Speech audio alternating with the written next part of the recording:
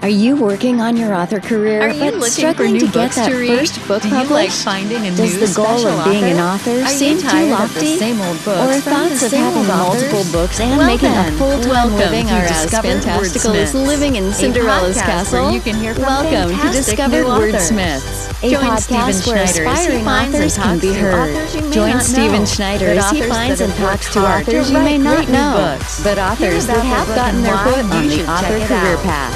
Hear what they've done to get there and where they want to go now. Settle back. It's time for a bit of inspiration and advice. Come listen to today's Discovered Wordsmith.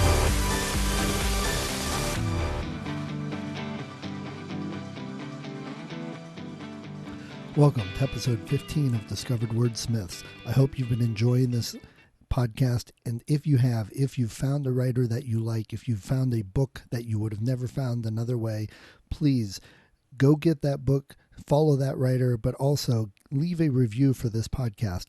Those reviews, those stars help others discover the podcast, which will help these authors be discovered. So today we've got a author by the name of Wendy Spooner, who has a secret identity, as I like to say, of being a genetic genealogist, which I found extremely fascinating. She has written a book called Once Upon an Irish Summer, and she's going to tell us a little bit about it and her day job and what she does besides a writer. So please sit back, listen. I hope you find this interesting. Go check her book out if it sounds like something you would enjoy, and go back, listen to the other podcasts and all the other authors we've interviewed. So here's Wendy. Well, Wendy, welcome. Thank you. I appreciate you taking some time to talk with me today. And to get started, tell us a little bit about yourself, because I've been super excited to talk to you because I really want to hear about your secret alter ego that is not the author. Okay. Well, hey, I'm glad to be here, Stephen. And my alter ego is not a secret at all. So hopefully you're not disappointed there. But No. Yes, I am a professional genetic genealogist. And I was halfway through my master's in marriage and family therapy some years ago when I just didn't feel like I was on the right track. And I thought, I'm spending all my time researching my family lines and traveling the world, tracking down records. And it's the greatest adventure of my life. And I thought, maybe I can become a professional genealogist and I can do this for other people. So I started looking for a graduate degree in genealogy, and I found one at the University of London that had just received its accreditation the day before. So I jumped on board because nice timing there. Yeah, the Brits are insanely fantastic genealogists because of the feudal system. So they were exactly who I wanted to learn from. So that is where it started. So what exactly do you do? What's your day job with that? So my niche is as a genetic genealogist. So 90% of my clients are adoptees or people with unknown fathers. And so using DNA tests and traditional genealogical records, I find their biological families for them. And the goal is 100% of the time is the client wants to have contact with the biological family, but they always go in very tentatively. If they don't want contact, they simply want to know their roots. They want to know who they came from. Nice. So not to pry or anything, I would assume that you've probably witnessed a lot of amazed and happy people finding others that they didn't know existed or thought were long gone. That must be pretty fulfilling. It is really fulfilling, especially because a very high percentage, probably 75 to 80% of people that are looking for their biological families are accepted with open arms because we live in a much more accepting society than we used to. Yes, definitely. So besides this really cool job, what else do you like to do besides writing? Besides writing, oh my goodness. So I love to hike and camp. I love the outdoors. And my family are some of my best friends. So my husband and I have 5 grown daughters, and they all have their own families. So we just have, in our immediate family, we have 21 people with our kids and their spouses and our grandkids. Wow. So, and they live in 5 different states. So we get around. Nice. Yeah. And then I definitely give your husband kudos for growing up with a household of women. all I can say is he's one of the best men I know.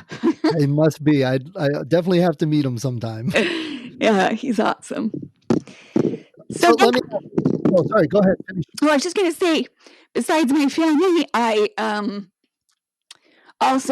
travel to India for work sometimes because I am the chairman of the advisory board for Century Vital Records based in Bangalore, India. And so I've become very fond of the Indian people, and I become a Bollywood movie fanatic. Really? They are incredible movie makers. And so anytime, and because I live in Phoenix, Arizona, and we have a large Indian population here, our local movie theaters receive Bollywood movies all the time. So, well, that's pretty interesting. It is. And I hope our theaters open back up sometime. I'm kind of missing it. Yeah. They've started opening here a little bit. They're doing a classic movie thing where it's like $5 and you get to see a classic movie like Empire Strikes Back, Jaws, or Goonies or something like that. Oh, I would love that. Yes, I think that's wonderful. So you live in Phoenix, Arizona, which I think is a wonderful place. I've been there a couple times. And you get to go to India. That's pretty exciting. So for your book and your writing, you do this great job. You travel. Why did you want to start writing? Well, I love to tell stories, and I come from a family of storytellers, and people have always told me that I tell stories very well. And I just thought that I wanted to tell the story of a specific ancestor. And I have a writing background in professional articles and some poetry. And I knew that transitioning to novel writing, historical fiction in particular, would be a huge learning curve, but I wanted to do it so bad that I jumped on that train, and it took me 3 years to write my debut novel. And Nice. I would do it all again. Well, that's great. That's definitely something to say that you're doing it because you love the writing. Yes. So tell us a little bit about the book, a little bit more about the book, what it's all about to get people interested. Okay, so it is a dual timeline historical fiction novel. So the historical chapters weave in and out of the present day chapters. And the historical main character is one of my ancestors that I have researched extensively, where he lived in Ireland, what his life was like over there in the early 1800s, and then why he left his family behind, cross the Atlantic alone to find a way to save them. And then trapped into the United States, he left quite a record trail, I must add. And his story is so fantastic of who he became in America that I had to tell his story. And I also wanted it to be a story that would be interesting to all age groups, especially teenagers, because I've been a youth leader for many, many, many years, and I adore teenagers. They're just kind of my people. And so I wanted to make a present-day fictional main character who was a descendant of this real person, and have her be a struggling teenager and have her research his life to the extent that it changes her path and helps her overcome her own struggles. Because there is a study that Emory University released that shows exactly this kind of experience for teenagers and kids who knew. They based the study on 20 questions, and kids who knew the answers to these 20 questions about their family and ancestors, they were shown to have higher self-esteem. They had higher grades in school. they had a greater belief in the success of their own family and several other very exciting facts that we all want to have teenagers experience, right? We know that they are the population age that struggles the most. And so when I read about this study, I was so excited about it that this is why I made the present day main character a teenager, to show kids what researching your ancestors can do for your life and your own identity. So have you gotten a good response to that? Have you gotten feedback from your target group that they've read it and you got across what you wanted to get across? Yes, actually, so the age group reading this book is probably 11-year-olds to 100 years old. And the younger kids are asking questions about their ancestors and, can you help me learn how to research my own family? And so these are elements I'm adding to my website to give people a jumping off point that have never delved into that kind of research before, to help them get on their way. And the younger crowd is also saying, I have such a crush on the main character's friend that's a boy in the present day timeline. And this is just the best kid. He's one of my favorite characters in the whole book. And he helps the main character on her journey throughout this summer because he's a total history nerd and she hates history.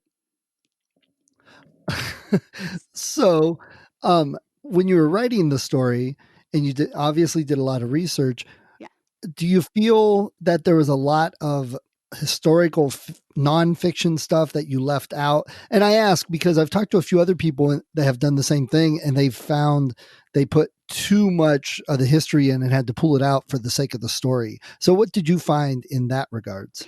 Oh my goodness, yes. So my editor said, this is great information, but it does nothing to move the story. And that was all throughout my manuscript when I got it back from my editor. And you know that little clunky feeling, you feel like, oh no, but I really love this chapter. Okay, I'm going to have to take it out. You know, it's kind of painful, but you do what you have to do so that the story always moves the reader through and they're not hung up on, what is this part about? I know you know exactly what I'm talking about. Right. Yeah. So your kids are adults with families of their own. Have any of your kids or grandkids read the book and what they think of it? Well, my oldest grandchild is only 9 and he hasn't yet, but 3 of my 5 daughters have read the book and 2 of them are insanely interested in our family history. We'll just put it that way. They will be completely following in my footsteps. Nice. Yeah. So we're going to have more geneticists? Yes, or at least genealogists. Okay, great. Yeah. Well, it sounds like in today's world, that's actually something we're probably a profession more and more people might be looking into. Our people have gotten so divergent from their original roots in history, it's getting harder to figure it out. I can trace my family back just on my father's side only to his parents, and on my mother's side only to my great grandparents, because they came over from Hungary and there wasn't a lot of records after that. So I think, more people may look into that. So did you have the intent when you were writing the book that you wanted to interest people in that, or were you more interested in telling the story and the fiction part of it? My number one reason for writing the book was to interest the readers in their own family histories. My second reason was to tell Ellen Hamilton's story. So, Stephen, my question for you is, have you been to Hungary? No. I would actually love to go there. And my wife has Finnish background, and she's in contact with some Finnish cousins and ancestors, or Finnish family. So it's on our bucket list to make it to Finland. And if we're going to do that, I'm like, we really should hit Hungary. I'd love to see the town where my great grandparents came from. Yes. And I don't know what the state of the archives are in Hungary, or I could probably put you in touch with a genealogist that could help you figure all of this out. But a lot of the European cities, especially Ireland, their every single town has a professional genealogist that will help you out because it adds so much to their tourism. And you may find the same thing in Hungary. That you can actually go to those towns and find records on your ancestors. That now it intrigues me even more, because that would be cool. Maybe, I'll end up wanting to write a historical fiction book based on my great-grandparents. Yeah, especially Hungary. Oh my goodness. Yeah. And I know that my great-grandparents and even my grandmother would speak German.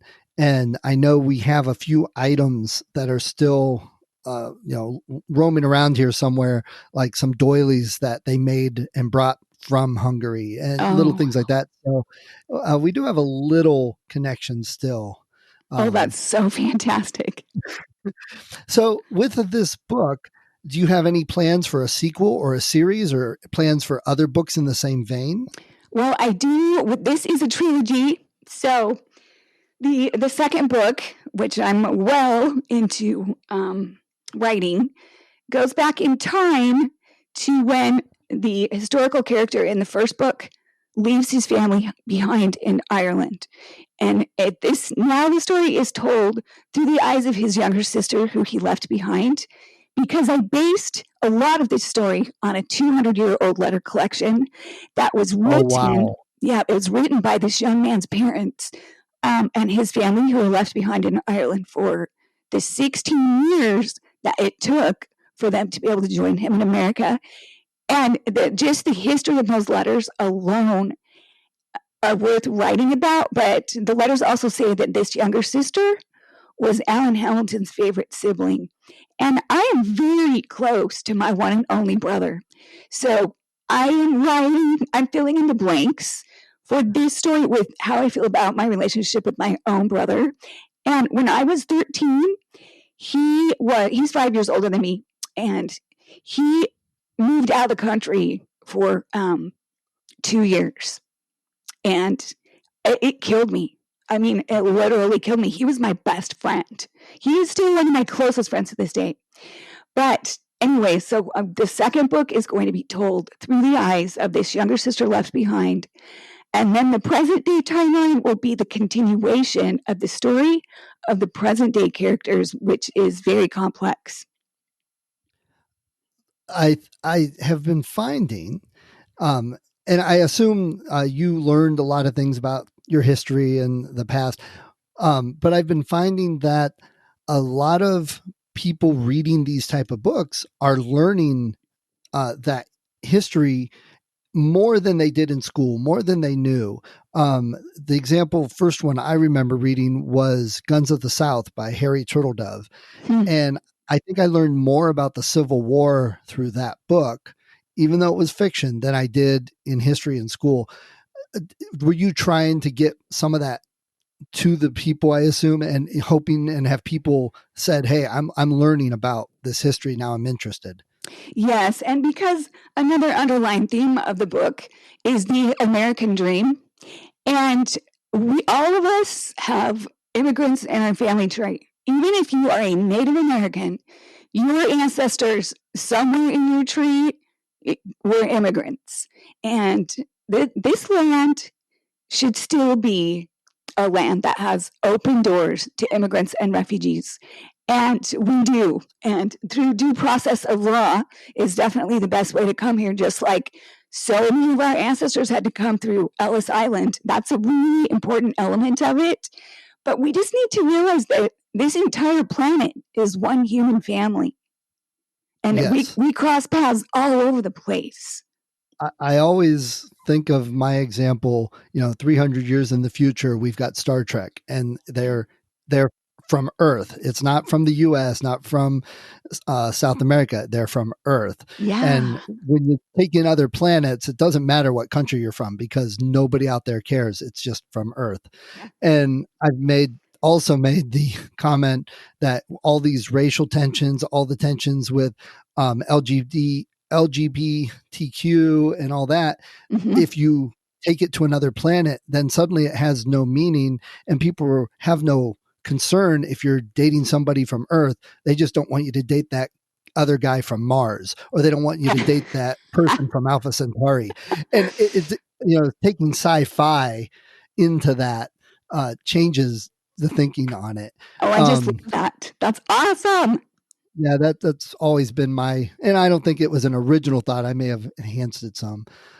So have you thought about doing some of these types of stories with other descendants from different countries? Maybe not your own personal ones, but like, for example, I have descendants from Hungary. Have you thought of researching, doing stories anywhere else? Or is that like, I want to finish what I've got and then I'll worry about it? Well, basically, yes. So I will finish this trilogy because it takes the readers on a journey. So the second book, genetic genealogy, comes into it, and DNA research. And through this 15-year-old girl's eyes, you learn how genetic genealogy works, and you learn how she applies it to her family history research. And then there's some awesome, amazing events that take place in the second book because she was taking a DNA test. And so it can just show the reader all of these avenues of research that a lot of people don't even want to think about because they think, I don't even know where to start with that. And so you reading this trilogy, you know where to start with it, and you also know where to continue with it. I like how you definitely took what you know and used it as part of the story. But I mean, obviously you don't know what Ireland was really like or what this descendant was really like. And that's the part of the storyteller. So I think it's great how you're combining those and using those. So for your writing, what do you like to use and write with? I've talked to people that dictate, people that use Word or Scrivener. What do you like to use? Well, I have used Scrivener, but I've gone back and forth between Word and Scrivener, and I just like Word a little bit more, so I do use Word. But I also use, if I'm out walking or if I'm in the car and I don't have something to write with, I will text speak notes into my phone all the time when I have ideas for something that I need to add to a story or something that needs to be edited. And then my editing process is I use ScreenSpeak on my iPhone. I load my chapters into Google Docs, pull them up on my phone, and then I listen to it with ScreenSpeak. So it's like listening to it as an audiobook. And I find errors that my editors miss all the time that way. Or I find things that I want to tweak and change or add to that way more than reading out loud or just reading it. Okay. So when you got your book out, how have you been doing the marketing? Have you been getting it out there as the way you feel it should, or that you're accomplishing good marketing with it? I think I'm doing really well as a debut novelist. So okay. I am traditionally published. So my publisher sends me marketing tasks and marketing leads all the time. We have a Facebook page for the authors with this particular publisher, and we give each other ideas and we share things, and then our publisher gives us a lot of leads that way. But this is also an international publisher, so my book is in all the English-speaking countries. It's in New Zealand and Australia, the UK, Canada, and the US. So I do everything my publisher tells me to, but I research every day. What's a good way? Who needs this book? Whose hands do I need to get this into? So I'm constantly learning, and I've learned so much that I'm creating an online course.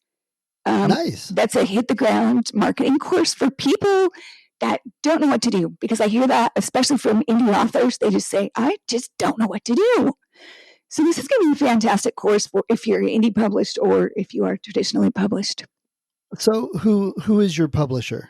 Ambassador International, and they are based in Belfast, Ireland, And they have been around for 40 years. And they established their United States offices in South Carolina in the late 1980s to better take care of their U.S. authors. And I've been extremely happy with Ambassador. They're fantastic. They are a Christian publisher, and I really wanted my book with the clean kind of inspiring books that Ambassador publishes. Okay. So with going this route with a publisher and writing your book and you're working on your second, what are some things you've learned now that if you could go back, you would change, or what you are doing different for the next book? As far as marketing or writing? Okay. And what would you start doing earlier? As far as the marketing goes, is that what you're asking? Yeah. Well, I tried to do all of the pre-launch things. So I honestly, I just would have started sooner. I would have created my Facebook author page as soon as my manuscript was accepted, because it took a year from the time it was accepted for the book to be released. And so I would have just done everything sooner, if that makes sense. Yeah. And I hear that a lot. And I think that's one of the great things about talking to authors who only have a book or two out, because a lot of authors that are still struggling don't realize, hey, everybody is kind of saying this. I should start my marketing now instead of waiting. And that seems to be common. Yeah. I did really well on the pre-orders because I just listened to my publisher and just blindly say, okay, yep, oh, it's time to do that. Okay. You know what I mean? So I did well with my pre-orders, but I still could have been doing things a lot sooner. Got it. Okay. So off the writing part, what are some of your favorite all-time authors and favorite books? Maybe some that have inspired your writing. Well, the most inspirational author to me is Kate Morton. She's a British dual and multiple timeline writer, and her books are my favorite. She weaves sometimes more than 2 timelines into a story, and the history and the way she writes is just, she is my greatest inspiration. But I love a lot of books. I love fantasy books. I love YA books. I'm just, I stood in line with all my kids at midnight to get every single Harry Potter book. And, I just love a lot of different genres. And I think that's great. I'm going to pass the Kate Morton over to my wife. I sent her the link to your website, and I'm going to send her this one too, because she likes those type of books. She's obviously into Outlander, loves that, but she keeps discovering more and more authors that have that historical time travel vibe to them, and she's eating them up. So I think she's going to love your book. It looks great. Oh, thank you. Okay. Well, before we go, any last words of advice to any aspiring authors? I think I would just say, never give up.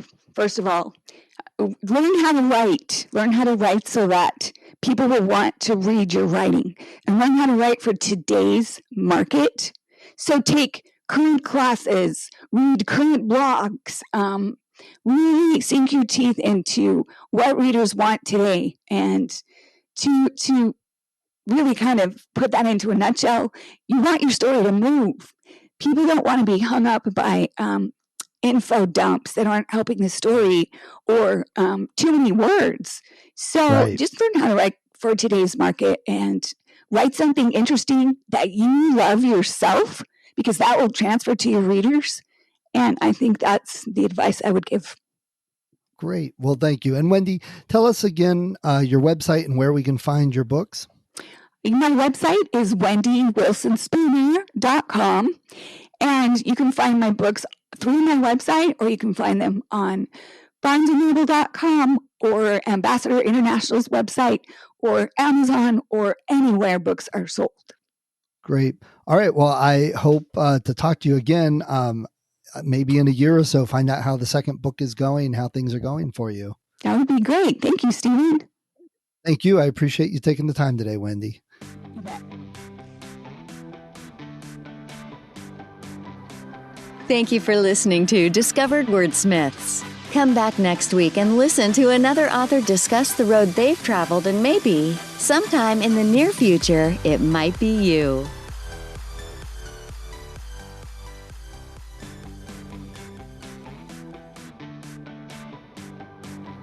Thank you for listening to Discovered Wordsmiths. Come back next week and listen to another author discuss the road they've traveled, and maybe, sometime in the near future, it might be you.